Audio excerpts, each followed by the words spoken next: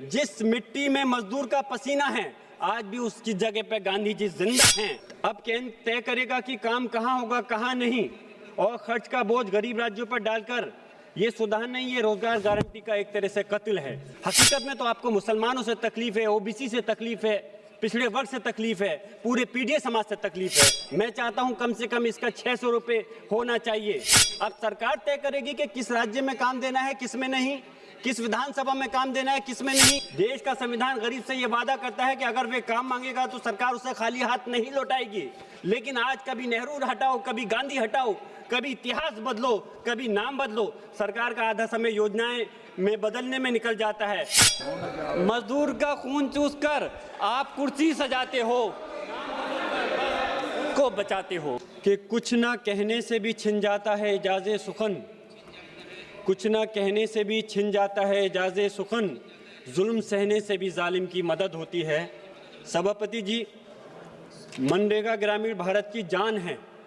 गाँव में बैठे आखिरी इंसान को रोजगार का हक देने वाली तारीखी योजना है। आज एक सोची समझी साजिश के तहत इस योजना को खत्म करने का काम किया जा रहा है।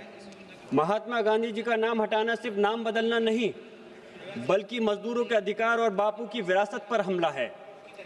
ये हमारी सामाजिक और संवैधानिक जिम्मेदारी को चुनौती देता है।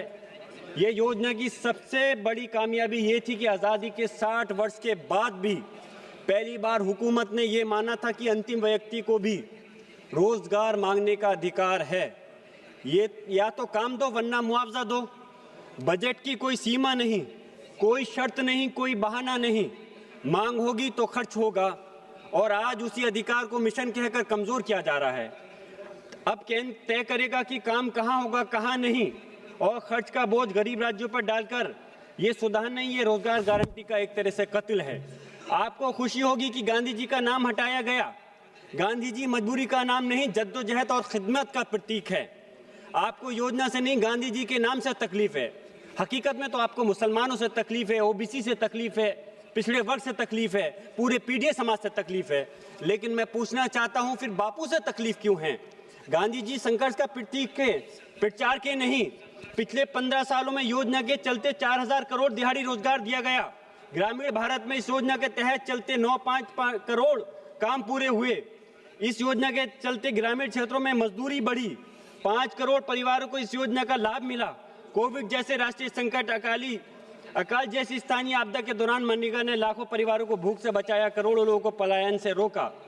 मजदूर काम मांगते थे तो इस कानून के तहत सरकार 100 दिन का काम देती थी, लेकिन आज 125 दिन का काम देने की बात होती है, और पैसे 252 रुपए पर व्यक्ति।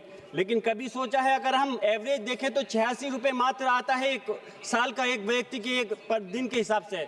मैं चाहता हूं कम से कम इसका 600 रुपए होना चाहिए।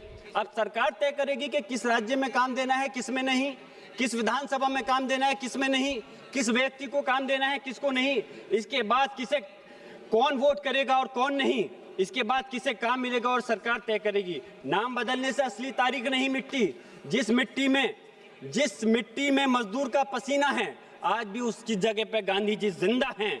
मैं इस सदन के माध्यम से कहना चाहता हूं, जो गांधी जी को सच में मानते हैं उन्हें इस विधेयक के खिलाफ खड़ा होना होगा। ये लड़ाई सिर्फ योजना की नहीं, देहात के मजदूर की गरिमा और लोकतंत्र की आत्मा की लड़ाई है। मैं खत्म कर रहा हूं माननीय सभापति जी।